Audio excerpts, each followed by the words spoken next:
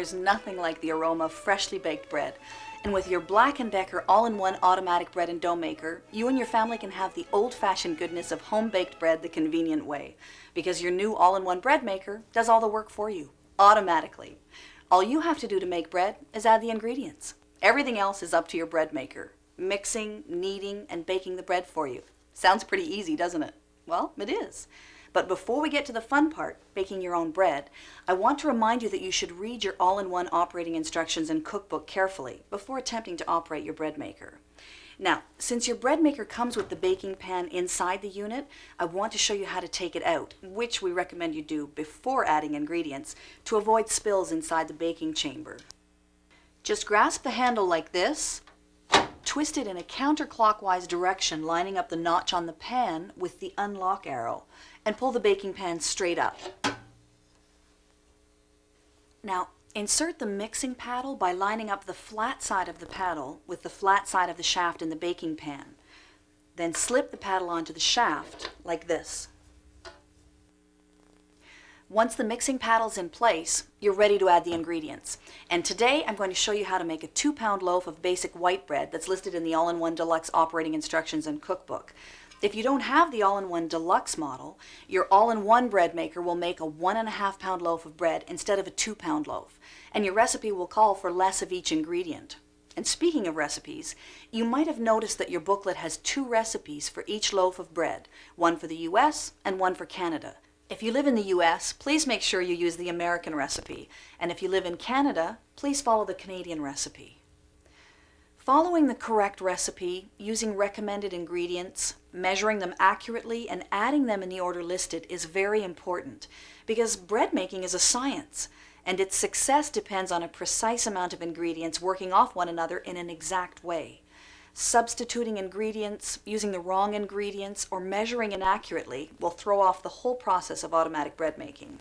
For my 2-pound loaf of bread, I'm using 1.5 cups of water at room temperature. That's about 70 degrees Fahrenheit or 21 degrees Celsius.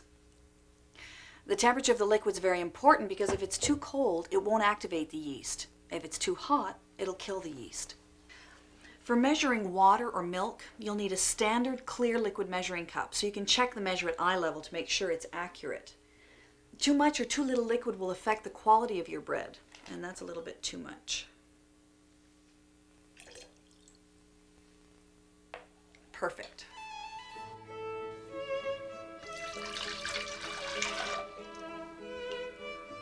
Next, I'm adding the other ingredients using standard measuring spoons.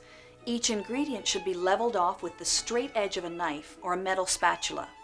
First, I'm adding 2 tablespoons of powdered milk. Next, 2 tablespoons of shortening, or if you prefer, you can use butter or margarine. And finally, a tablespoon of sugar,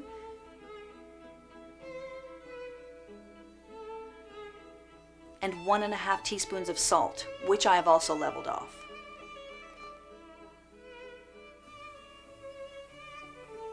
Now I'm adding the flour. To measure flour, use standard dry measuring cups and make sure you use the appropriate size cup for each measure. Then gently spoon the flour into the cup and level it off. We've developed and tested all our recipes using national brands of flour. In Canada, we've found that most all-purpose and national brands of bread flour work well in your bread maker. However, in the US, you must use bread flour because American all-purpose flour will produce poor results and therefore should not be used in your bread maker. And never use fast-rising, pastry, or cake flour in the recipes for either country. The final ingredient is 1.25 teaspoons of dry yeast, which you always add last. Make sure the yeast doesn't touch any of the liquid ingredients, especially if you're using the delayed cycle, because the liquid could activate the yeast too soon. All the recipes in your booklet have been developed using Fleischmann's bread machine yeast. However, you may use traditional, quick-rising, or fast-rising active dry yeast with acceptable results. But please refer to your operating instructions and cookbook for adjustments when using different dry yeasts. You cannot use fresh yeast in your bread maker, nor should you combine different kinds of dry yeast. After opening your yeast, store it according to manufacturer's instructions, and always check the expiry date. And now, we're ready for the all-in-one deluxe bread maker to do the rest of the work for us. To insert the baking pan, lower it into the oven with the handle like this until the pan fits over the mechanism at the bottom and is in a diagonal position. Now, using both hands, gently twist it clockwise until the notch lines up with the lock arrow. Fold the handle down, close the lid, and you're ready to select your setting. On the control panel, there are 4 bread settings, a dough pasta setting, and a crust selection setting for regular or dark crust. The first bread type setting is for basic bread, which is for breads that have white flour as the main ingredient.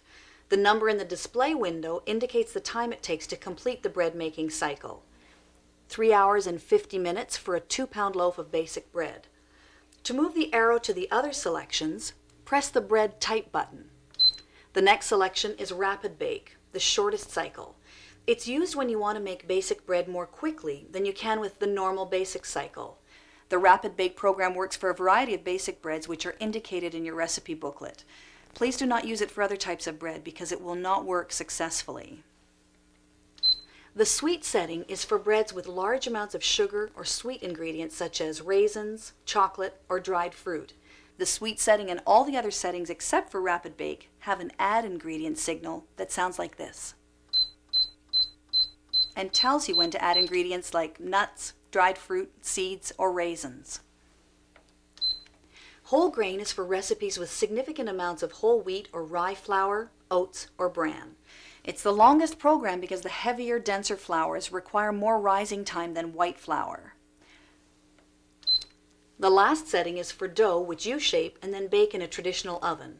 You can make pizza crust, rolls, pretzels, and lots of other delicious recipes featured in our booklet. And you can also make pasta dough, but you must use special pasta flour called semolina and process the dough with a pasta maker or shaper.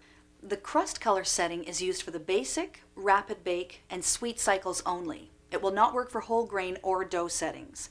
To choose the type of crust you want, simply press the crust color pad and select regular or dark. Now, say I don't want to bake my bread right away, that I want to come home or to wake up to a loaf of freshly baked bread. Well, that's easy using the delayed cycle, which you can set for up to 13 hours. For example, say it's 9:30 at night and I want to have a fresh loaf of this basic white bread at 8 o'clock tomorrow morning, which is 10.5 hours from now. The cycle time in the display window shows 3 hours and 50 minutes. So I simply hold this up arrow, which advances the time in 10-minute intervals until I get to 10:30. Oops, went a little too far, but that's okay. All I have to do is hold the down arrow until I get back to 10:30. Then I press the start reset button to begin the countdown. You cannot use the delayed cycle if you're using the rapid bake setting. And if your recipe calls for perishable ingredients such as fresh milk, eggs, or cheese, you should never use the delayed cycle because your ingredients could spoil before the baking process begins. But since I'm going to bake my bread right away, I have to push the start reset button, which I'm holding down until the window clears. And then I'll reset the selection for basic bread type, regular crust, and press the start reset button. Your bread maker automatically goes into a preheat cycle to ensure the ingredients are at the right temperature, and this red light indicates the program has begun, even when you're using the delayed cycle. The time remaining until your bread cycle is completed is counted down in minutes in the display window. Your bread maker may vibrate during the mixing and kneading cycles, so make sure you place it on a flat, stable surface that's clean and dry. You should also make sure it doesn't touch the wall and is in an area that is well ventilated. Never cover your unit or put an object on top of it during operation because some steam could escape during baking and the unit could overheat. If you like, you can watch your bread maker in action through this viewing window on top. But please resist the temptation of opening the lid during the baking cycle because it could affect baking results. Now, different people prefer different kinds of breads, and different kinds of breads have different heights and textures. So what you might consider imperfect might not be imperfect at all. Generally, breads such as pumpernickel, rye, and whole wheat breads are shorter and denser, while white breads usually are lighter and fluffier.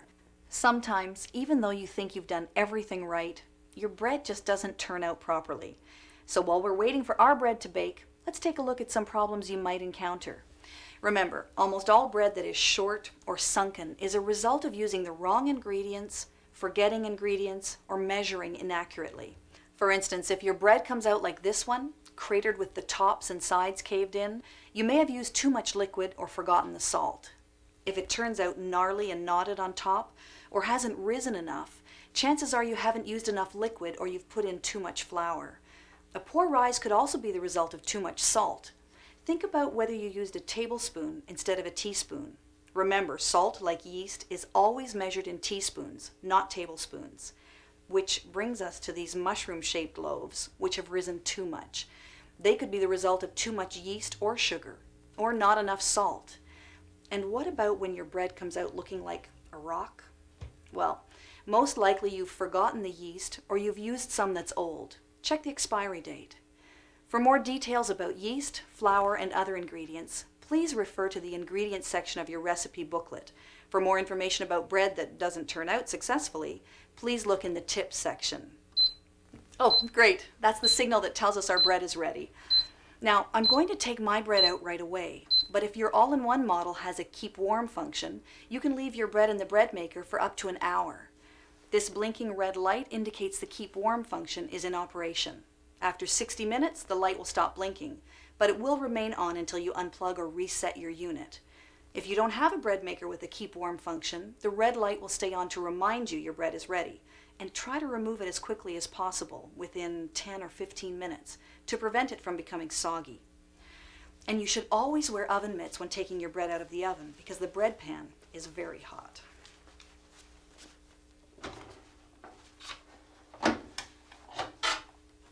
To remove the bread, turn the pan upside down and gently shake the bread loose onto a cooling rack. You should always check to make sure the mixing paddle's in the baking pan and not in your bread, because you could damage the blade if you cut into it. If the mixing paddle is in the bread, let it cool, then remove it, and always wash it as soon as possible after each use. That smells delicious. But remember, you have to let your bread cool for the recommended 15 to 30 minutes so it slices easily. And now, for the best part of baking your own bread.